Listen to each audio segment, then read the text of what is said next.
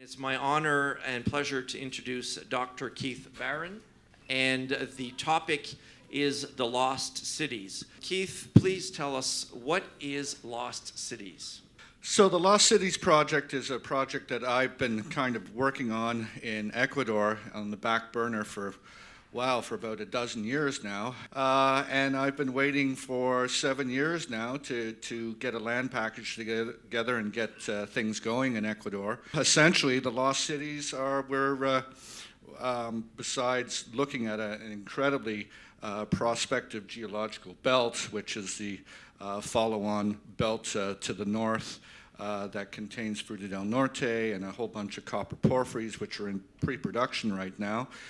We have very good evidence, and I'm talking about hundreds and hundreds of historical documents, including maps, manuscripts, relating to two lost cities. Not really cities, mining towns, mining villages that were founded by the conquistadors in around 1560, 1570.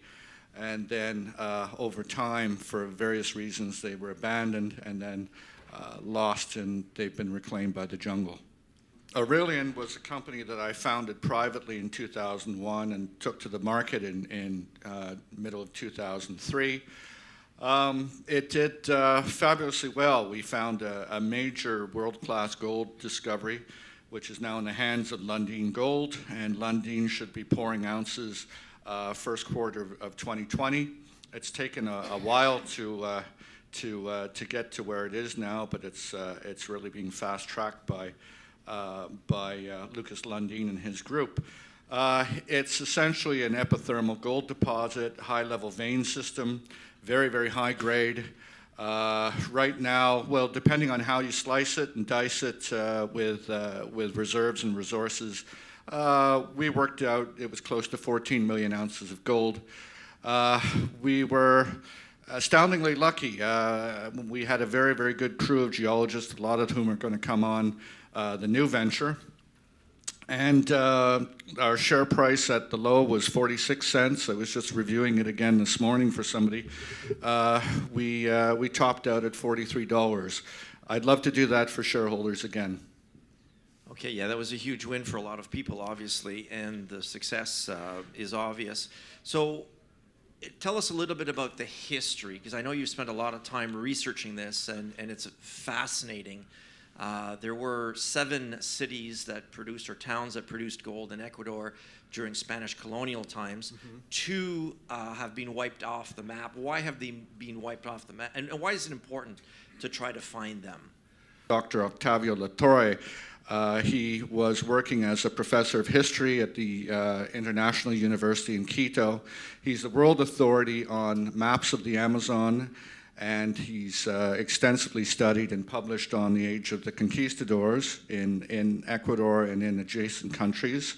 He knew I was a geologist, and he was very, very excited and interested in this, and we talked a lot about geology, and he said, you know, Keith, there had been 7 historic gold mining areas in what was called the Audiencia de Quito. This is the area that became Ecuador. And he said, 5 have been found and 2 are still missing, and they're still out there somewhere. And I asked him for some details, and he said, well, I've got a lot of materials and things. And I said, well, you know, we have to have a look at that stuff. But he told me an astounding story, which is absolutely true. There's a place called Nambija, which is in the southeast part of Ecuador, and it had been a Spanish colonial conquistador mining center. It was started around 1562, and it was abandoned after 1603, after the labor force was killed by a smallpox epidemic, and then it was just left to go back to bush. And what happened, 2 kids were out hunting wild pigs in 1981, back in the forest, and they discovered this thing. They went home, told their father, and within 1 month there were 25,000 miners there. On the record, they produced 2.7 million ounces of gold. That's the gold that taxes were paid to the government on. It probably produced at least 2 or 3 times that. But this is real. It's valid. It happened. You know, it's not just a story out of fantasy. And so when the professor started showing me these maps and manuscripts that were relating to these two lost settlements, one of which is called Logroño de los Caballeros, and the other one which is called Sevilla de Oro, I had to believe him. And when we started to do some in-depth work, just the story got more and more exciting and more interesting. Okay, so what sort of work have you done to get some history or a little bit more information about these two lost cities? We went all over the world. We went all through the archives everywhere in Ecuador, of course, but we went to Lima, Peru, through the archives there, through the archives in Madrid, the National Museum, the British Museum, the Rare Book Library at the New York Public Library in New York, and the biggest one of all was the Archivos de los Indios in Seville, Spain. 40,000 file boxes and 80 million pages of documents. So the professor, with his good graces, got us in there, and we went through. We hired 2 archivists and spent a year and a half working in the files and found hundreds and hundreds of documents related to both Logroño and Sevilla de Oro and other areas around it in proximity. Then later on, we went to the Vatican Library, and that was very, very interesting. How do you know, or what confidence do you have that you do have those 2 lost cities on your properties now? How do you know? Well, from all the substantial work that we've done, pulling all the things together, we're working on both the historical side and the geology side.